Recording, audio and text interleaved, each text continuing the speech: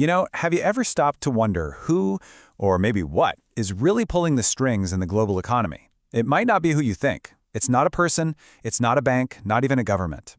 Today, we're going to talk about a single piece of technology that quietly manages trillions of dollars of our money, from our pensions to our savings. Okay, so let's dive right in. To really get a handle on this hidden power, you have to look past the usual suspects, right? The big tech giants, the Wall Street banks that are always in the headlines. The real story is happening behind the scenes, inside one of the most powerful companies you've probably never even heard of.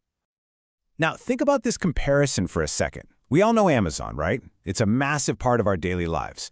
But this quote from author Grace Blakely suggests that BlackRock, an asset manager most people wouldn't recognize, wields a different and maybe even a greater kind of power over the whole global system.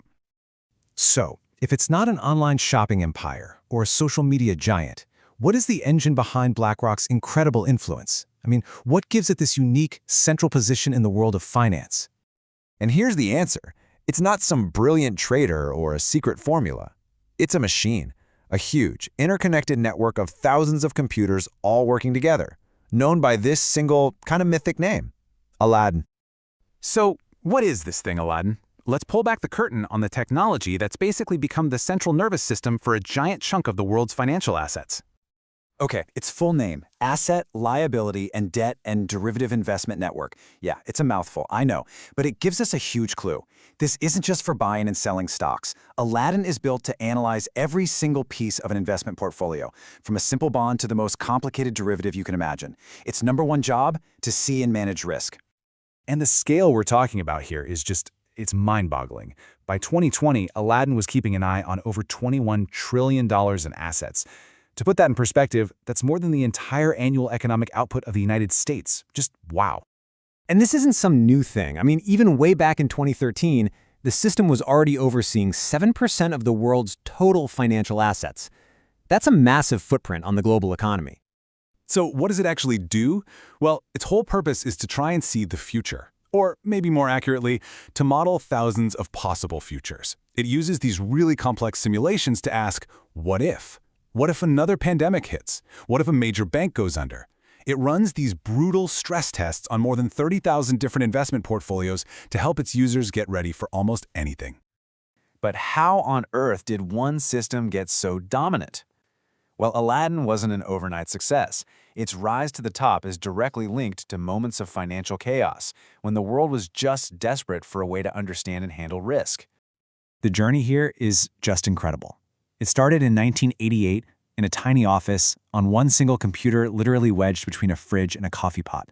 But its big moment, its real breakout moment, was the 2008 financial crisis. When the entire system was melting down, who did the US government call to figure out the toxic assets from failing giants like Bear Stearns and AIG?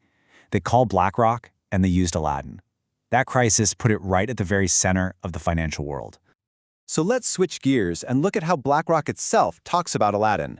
As you can probably guess, they don't call it a hidden power or a fourth branch of government. Their pitch is all about clarity, efficiency, and a totally new way of thinking about investments. BlackRock sells Aladdin as this great unifier. The big idea is to create a common data language so that everyone, from the portfolio manager to the risk analyst, is looking at the exact same picture. It's all about breaking down barriers and having a single source of truth.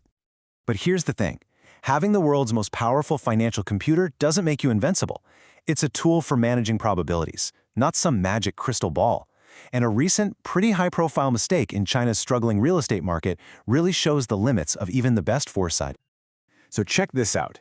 In 2021, the famous financier George Soros publicly warned that BlackRock was making a tragic mistake by pumping money into China right when its real estate market was about to hit a wall. And, well, it turns out he was right. By 2025, a BlackRock fund actually defaulted on a loan, lost 2 huge office towers in Shanghai, and had to sell them to another firm at a reported loss of over 40%. It's a really powerful reminder that even with Aladdin, you can still get things very, very wrong. And this whole situation, it really brings us to the core debate around Aladdin and BlackRock. Because when one company, through one system, has this much insight and this much influence over the entire global economy, well, it raises some really big, really important questions. This slide lays out the two sides of the story perfectly. On one hand, you've got BlackRock's pitch. Aladdin is a fantastic tool that unifies portfolios, lowers risk, and makes investing better for everyone. But on the other hand, you have the critique that all this concentrated power actually crushes competition, creates these passive, permanent owners, and could lead to what some call an economy-wide monopoly.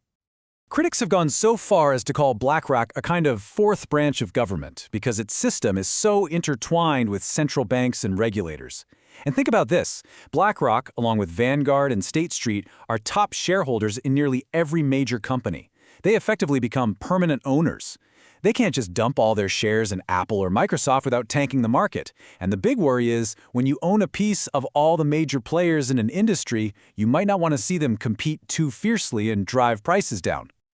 So at the end of the day, this is the question we're left with. Aladdin is, without a doubt, a technological marvel.